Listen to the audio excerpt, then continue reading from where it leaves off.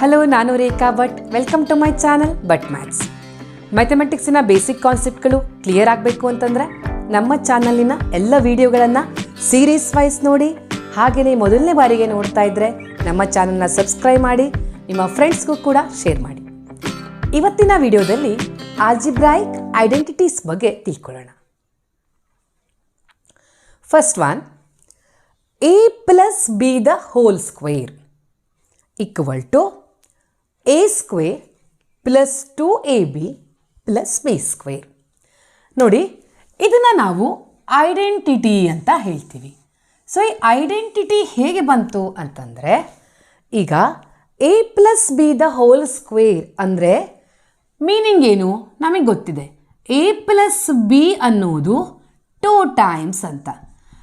ನಮಗೆ ನಾರ್ಮಲ್ ಆಗಿ a plus B into a plus B ಮಾಡೋದು ಗೊತ್ತು ಅಲ್ವಾ. ಮಲ್ಟಿಪ್ಲಿಕೇಶನನ್ನು ಮಾಡ್ತಾ ಹೋದರೆ ನಮಗೆ ಲೆಂದಿ ಆಗ್ತಾ ಹೋಗುತ್ತೆ.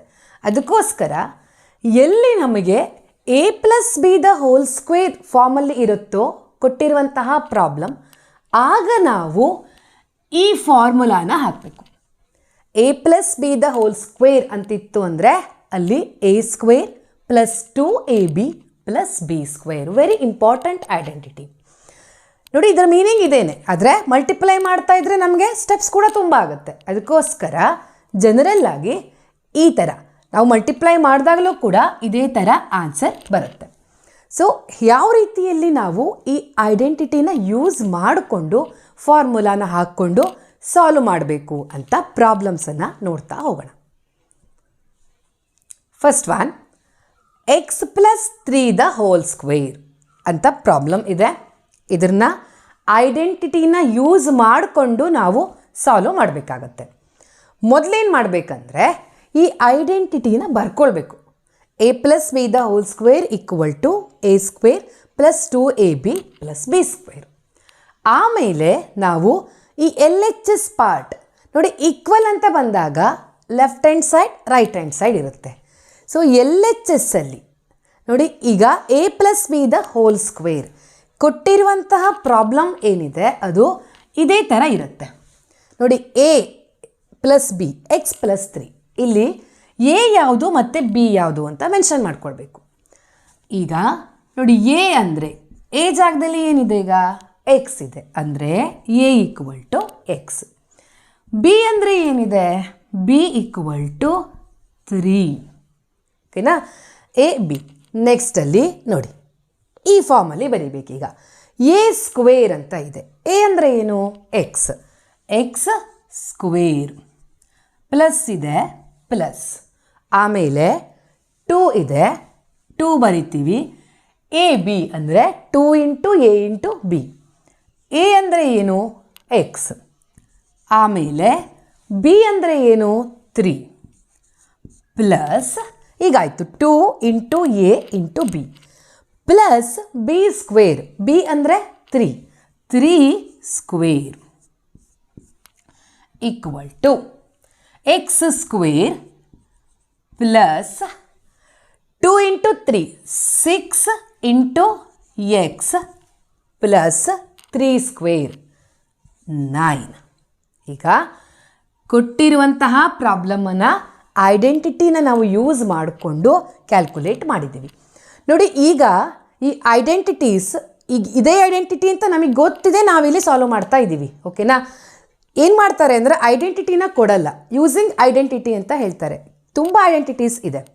ನಾವು ಯಾವುದನ್ನು ಹಾಕಬೇಕು ಅಂತ ನಾವು ಕ್ಲಿಯರ್ ಆಗಿ ತಿಳ್ಕೊಳ್ಬೇಕು. ಅದು ಗೊತ್ತಿರಬೇಕು ಅಂದರೆ ಈ ಐಡೆಂಟಿಟಿನ ಕರೆಕ್ಟಾಗಿ ತಿಳ್ಕೊಳ್ಬೇಕು.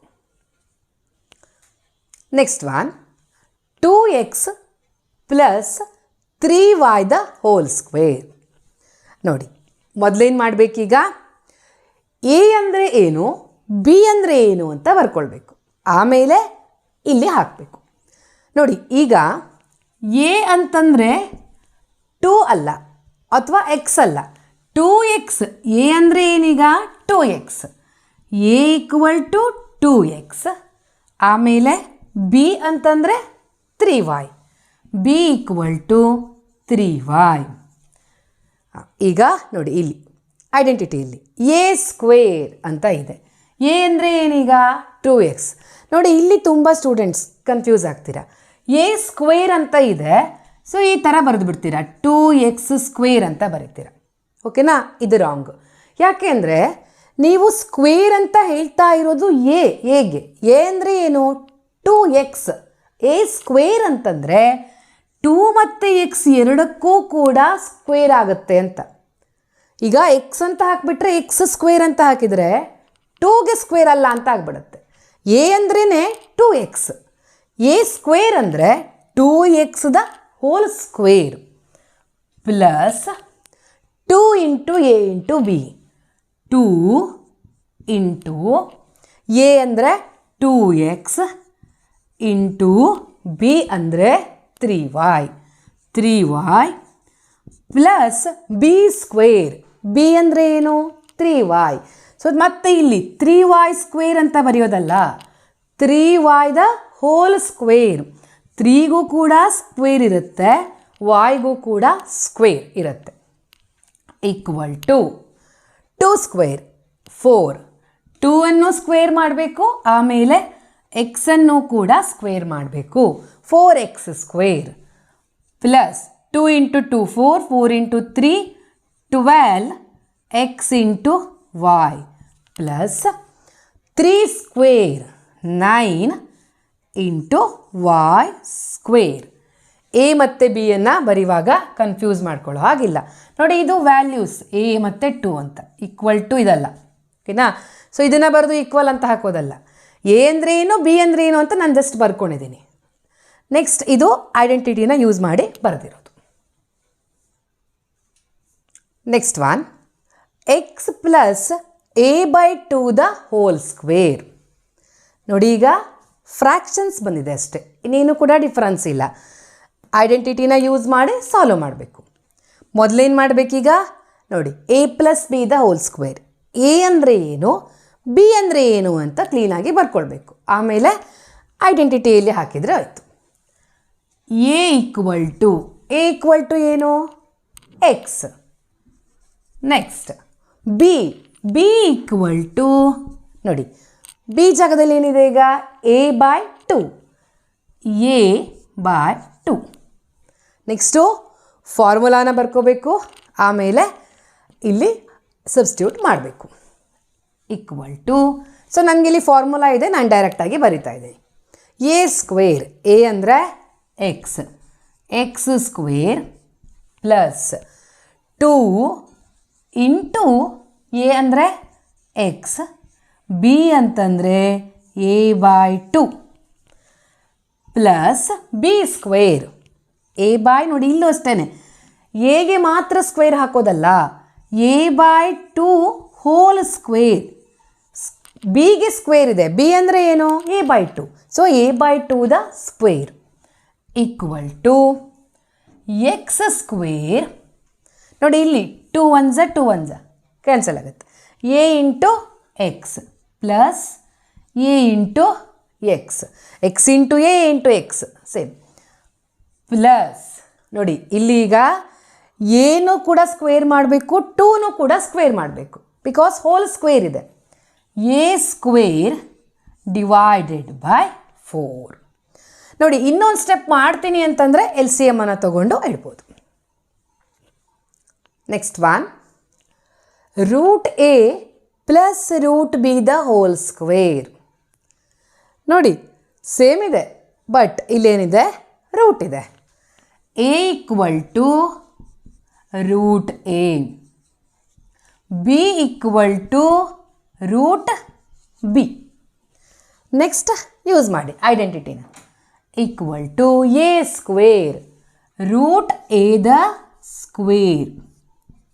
Next plus 2 into √a into √b, B ಅಂದರೆ √b ಪ್ಲಸ್ b², ಬಿ ಅಂದರೆ √b². ನೆಕ್ಸ್ಟ್ ಸ್ಟೆಪ್ ನೋಡಿ, ಸ್ಕ್ವೇರ್ ಆ್ಯಂಡ್ ಸ್ಕ್ವೇರ್ ರೂಟ್ ಹೇಗೆ ಸಾಲ್ವ್ ಮಾಡಬೇಕು ಗೊತ್ತಿಲ್ಲ ಅಂತಂದರೆ ನಮ್ಮ ಸೀರೀಸ್ ಇದೆ, ಹೋಗಿ ಒಂದು ಸಲ ನೋಡ್ಕೊಂಬನ್ನಿ. ಓಕೆನಾ? ಸೊ ನಾನು ಅದಕ್ಕೆ ಹೇಳ್ತಾ ಇದ್ದೀನಿ, ಮಧ್ಯದಲ್ಲಿ ನೋಡಿದರೆ ಕಾನ್ಸೆಪ್ಟ್ಗಳು ಕ್ಲಿಯರ್ ಆಗಲ್ಲ. Root A the square, root A into root A ಏನಾಗುತ್ತೆ A. Next plus 2 root A into root B, root A B, plus root B the square, root B into root B. Or square root ಇತ್ತು ಅಂತಂದರೆ cancel ಆಗುತ್ತೆ. ಇಲ್ಲೂ ಕೂಡ square root, inverse operations, square ಮತ್ತು square root cancel ಆಗುತ್ತೆ. A plus 2 ರೂಟ್ಗಳು same ಇದ್ದಾಗ ಏನು ಮಾಡ್ತೀವಿ ನಾವು, ಮಲ್ಟಿಪ್ಲಿಕೇಶನನ್ನು ಮಾಡ್ತೀವಿ. ಇಲ್ಲೂ ಕೂಡ ಸ್ಕ್ವೇರ್ ರೂಟ್ ಇದೆ, ಇಲ್ಲೂ ಕೂಡ ಸ್ಕ್ವೇರ್ ರೂಟ್ ಇದೆ. So square root of a into b ಅಂದರೆ ಎ ಬಿ ಪ್ಲಸ್ ಬಿ. ಓಕೆನಾ, a plus 2 root A B plus b. Next one, root 2 plus root 3 the square. Again ಈಗೇನು ಮಾಡಬೇಕು, ಎ ಮತ್ತು ಬಿಯನ್ನು ಬರ್ಕೊಳ್ಬೇಕು. ಎ ಅಂತಂದರೆ root a root 2, next b ಅಂತಂದರೆ root 3. ಐಡೆಂಟಿಟಿನ ಯೂಸ್ ಮಾಡಿ. Equal to a square, a ಅಂದರೆ ರೂಟ್ 2. ನೋಡಿ, ಈ ಐಡೆಂಟಿಟಿನ ನೀವು ಕರೆಕ್ಟಾಗಿ ಪ್ರಾಕ್ಟೀಸ್ ಮಾಡ್ಕೊಳ್ಬೇಕು. ಐಡೆಂಟಿಟಿನ ಎಲ್ಲೂ ಕೊಟ್ಟು ಇದನ್ನು ನೀವು ಸಾಲ್ವ್ ಮಾಡಿ ಅಂತ ಕೊಡಲ್ಲ. ಓಕೆನಾ. Next A square root 2 the square plus 2 into A into B. 2 into A ಅಂದರೆ ರೂಟ್ 2, ಬಿ ಅಂತಂದರೆ root 3 plus B square, B ಅಂದರೆ root 3 square equal to again square root 2 plus 2 root 2 into root 3 root 6. Or 2 into 3 ಬರೆದು ಇನ್ನೊಂದು step ಬೇಕಾದರೆ ಮಾಡಿ. 2 into 3 6 plus ಇಲ್ಲಿ square root 3 equal to, ನೋಡಿ ಇಲ್ಲಿ ಈಗ 2 ಇದೆ, ಇಲ್ಲಿ 3 ಇದೆ, ಸೊ ಆ್ಯಡ್ ಮಾಡ್ಬೋದು. 2 ಪ್ಲಸ್ 3, ಅವ್ರು ಇನ್ನೊಂದು ಸ್ಟೆಪ್ ಬರೀತೀನಿ ಅಂದರೆ 2 ಪ್ಲಸ್ ಅರೇಂಜ್ ಮಾಡಿಕೊಂಡು plus 3 plus 2 root 6 equal to 2 plus 3 5 plus 2 root 6. Next one, 5a plus root 3 the whole square. Identity ಇದೆ, ಸಾಲ್ವ್ ಮಾಡ್ತಾ ಹೋಗಬೇಕು. ಫಸ್ಟ್ ಏನು ಮಾಡ್ತೀವಿ, ಎ ಈಕ್ವಲ್ ಟು, ನೋಡಿ ಇಲ್ಲಿ ಎ ಅಂದರೆ ಏನಿದೆ, 5a ಇದೆ. ಸೊ ನೋಡಿ ಇಲ್ಲಿ ತುಂಬ ಜನ ಕನ್ಫ್ಯೂಸ್ ಆಗ್ತೀರಾ. ಏನಂದರೆ ಸೊ ಎ ಇದೆ, ಸೊ ಎ ಈಕ್ವಲ್ ಟು 5 ಅಂತನೆಲ್ಲ ಬರೀತೀರಾ. ನೋ, ಎ ಅಂತಂದ್ರೆ ಏನೀಗ ಇಲ್ಲಿ 5a, ಬಿ ಅಂತಂದರೆ root 3, A equal to 5a. Coefficient ಕೊಟ್ಟರು ಕೂಡ ಅದು ಕೂಡ ಏನೇ ಆಗುತ್ತೆ. Next B equal to root 3.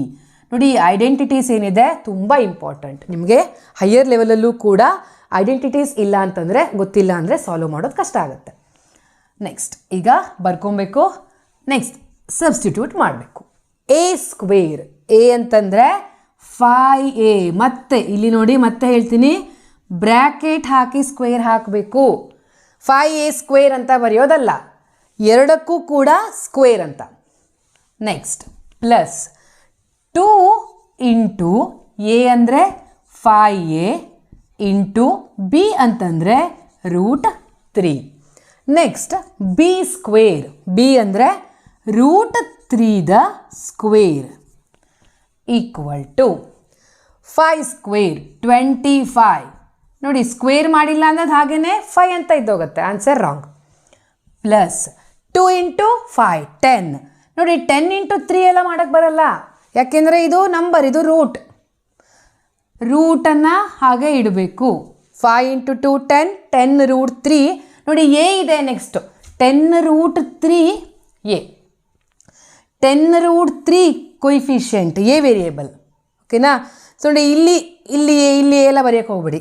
So ಇಲ್ಲಿ ನಂಬರ್ ನೋಡಿ, ಇಲ್ಲಿ ಫಸ್ಟು ನಂಬರ್ ಇರುತ್ತೆ, ಆಮೇಲೆ ವೇರಿಯೇಬಲ್ ಇರುತ್ತೆ. ಅದೇ ಥರ 10 root 3 a plus root square 3. Next ನೋಡಿ, ಈಗ ಲೈಕ್ ಟರ್ಮ್ಸ್ ಇದೆಯಾ ಅಂತ ನೋಡ್ಕೊಳ್ಳಿ. ಇಲ್ಲಿ 25a ಸ್ಕ್ವೇರ್ ಇದೆ, ಇಲ್ಲಿ 3 ಇದೆ, ಆ್ಯಡ್ ಮಾಡೋಕ್ಕೆ ಬರಲ್ಲ, ಲೈಕ್ ಟರ್ಮ್ಸ್ ಅಲ್ಲ. ಲಾಸ್ಟ್ ಎಕ್ಸಾಂಪಲಲ್ಲಿ ಏನಿತ್ತು, 2 ಕೂಡ ನಂಬರ್ ಇತ್ತು, ಆ್ಯಡ್ ಮಾಡಿದ್ವಿ. ಇಲ್ಲಿ ಯಾವುದು ಕೂಡ ಈಗ ಲೈಕ್ ಟರ್ಮ್ಸ್ ಇಲ್ಲ. ಸೊ ಇಲ್ಲಿಗೆ ನಾವು ಸ್ಟೆಪ್ಪನ್ನು ಸ್ಟಾಪ್ ಮಾಡಬೇಕಾಗತ್ತೆ. ನೋಡಿ, ಈಗ a plus B the whole square ಅನ್ನುವಂತಹ ಐಡೆಂಟಿಟಿನ ನಾವು ನೋಡಿದ್ದೀವಿ. Next a minus b the whole square. a minus b into a minus b ಇದ್ದಾಗ ಏನಾಗುತ್ತೆ ಅಂತ, equal to a square minus 2ab. ಚೇಂಜಸ್ಸನ್ನು ನೋಡಿ, ಇಲ್ಲಿ ಮೈನಸ್ ಆದಾಗ ನೋಡಿ ಇಲ್ಲಿ ಮಾತ್ರ ಮೈನಸ್ ಆಗುತ್ತೆ, ಇಲ್ಲಿ ಪ್ಲಸ್ ಏನಿದೆ ಹಾಗೆ ಇರುತ್ತೆ. ಓಕೆನಾ, a square minus 2ab plus B square. a minus B ಅಂದರೆ ಕೊಟ್ಟಿರುವಂತಹ ಪ್ರಾಬ್ಲಮಲ್ಲಿ ಮೈನಸ್ ಇದ್ದಾಗ ನಾವು ಈ ಐಡೆಂಟಿಟಿನ ಯೂಸ್ ಮಾಡಬೇಕು. ಪ್ಲಸ್ ಇದ್ದು ಸ್ಕ್ವೇರ್ ಇತ್ತು ಅಂತಂದರೆ ನಾವು ಹಿಂದೆ ಮಾಡಿದಂತಹ ಐಡೆಂಟಿಟಿನ ಯೂಸ್ ಮಾಡಬೇಕು. ಚೇಂಜಸ್ ಮಾತ್ರ ಸೈನ್ ಮಾತ್ರ, ಇಲ್ಲೊಂದು ಸೈನ್ 2ab ಜೊತೆಗಿರುವಂತಹ ಸೈನ್ ಮಾತ್ರ ಚೇಂಜ್ ಆಗುತ್ತೆ. So first problem, X minus 2 the whole square. ನೋಡಿ, ಕಂಪೇರ್ ಮಾಡಿ, ಮ್ಯಾಥಮೆಟಿಕ್ಸನ್ನು ಮಾಡಬೇಕಿದ್ರೆ ನಾವು ಕಂಪೇರ್ ಮಾಡಬೇಕು, ಅವಾಗ ಮಾತ್ರ ನಮಗೆ ಕಾನ್ಸೆಪ್ಟ್ ಕ್ಲೀನಾಗಿ ಅರ್ಥ ಆಗುತ್ತೆ. X plus 2 the whole square ಇದ್ದಾಗ ಆ ಐಡೆಂಟಿಟಿ ಯೂಸ್ ಮಾಡ್ತೀವಿ. ಈಗ ಎಕ್ಸ್ ಮೈನಸ್ 2 ಇದೆ, ಸೊ ಈ ಥರ ಇದೆ, ಈ ಐಡೆಂಟಿಟಿನ ಯೂಸ್ ಮಾಡಬೇಕು.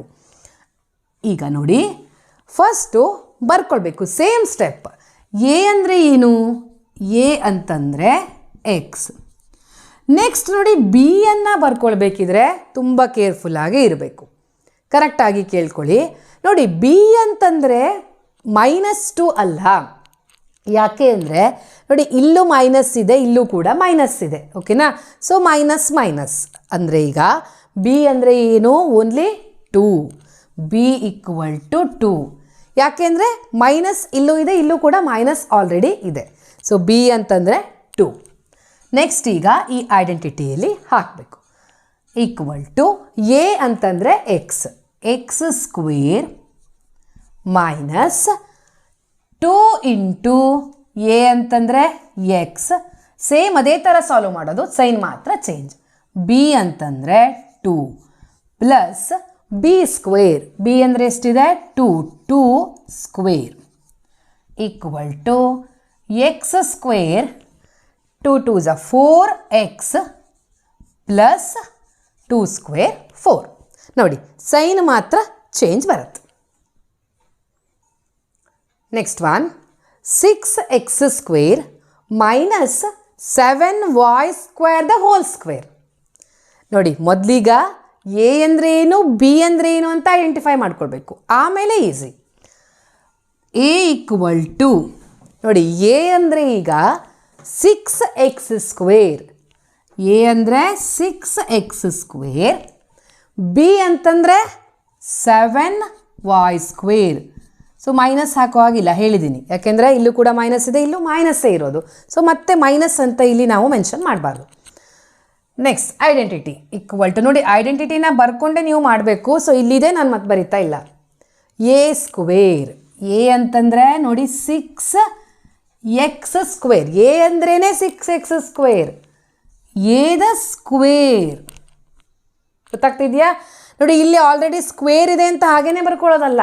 ಎ ಅಂದ್ರೇ 6x square, 6x square the square minus 2 into A ಅಂದರೆ ಈಗ 6x ಸ್ಕ್ವೇರ್ ಇಂಟು ಬಿ ಅಂದರೆ 7y ಸ್ಕ್ವೇರ್. ಓಕೆನಾ? Next plus B square, B ಅಂದರೆ ಏನು 7y square, 7y square the whole square. B ಅಂದ್ರೇ 7y square, B square 7y square the square equal to 6 6 36, 36 ನೋಡಿ, ಇದೇನಾಗುತ್ತೆ ಈಗ ಎಕ್ಸ್ ಸ್ಕ್ವೇರ್ ದ ಸ್ಕ್ವೇರ್ ಅಂದರೆ x raise to the power 4. Exponent ಪವರ್ಸಲ್ಲಿ ನೋಡಿದ್ದೀವಿ ನಾವು ಅಲ್ವಾ. ನೆಕ್ಸ್ಟ್ ಮೈನಸ್ ನೋಡಿ, ಇಲ್ಲೀಗ 7 ಇಂಟು 6 ಇಂಟು 2, 6 ಇಂಟು 2 12, 12 ಇಂಟು 7 84 X square y square. Next plus 7 square 49 y square the square ಅಂದರೆ y raised to the power 4. ನೋಡಿ ಕನ್ಫ್ಯೂಸ್ ಮಾಡ್ಕೊಳ್ಳೋ ಹಾಗಿಲ್ಲ.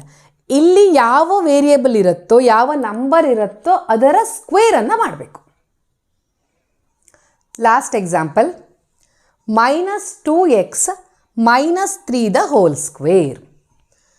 ಈಗ ಎ ಅಂದರೆ ಏನು, ಬಿ ಅಂದರೆ ಏನು ಅಂತ ಬರ್ಕೊಳ್ಳೋಣ. ನೋಡಿ ಎ ಅಂದರೆ ಈಗ 2x ಅಲ್ಲ, ಎ ಅಂತಂದರೆ -2x, ಮೈನಸ್ ಸೈನ್ ಇದೆ. ಇಷ್ಟು ಎಕ್ಸಾಂಪಲಲ್ಲಿ ಏನಾಗಿತ್ತು, ಕೊಯಿಫಿಷಿಯಂಟ್ ಇದ್ದರೆ ವೇರಿಯೇಬಲ್ ಇದ್ದರೆ ಪ್ಲಸ್ ಪಾಸಿಟಿವ್ ಸೈನ್ ಇರ್ತಾ ಇತ್ತು.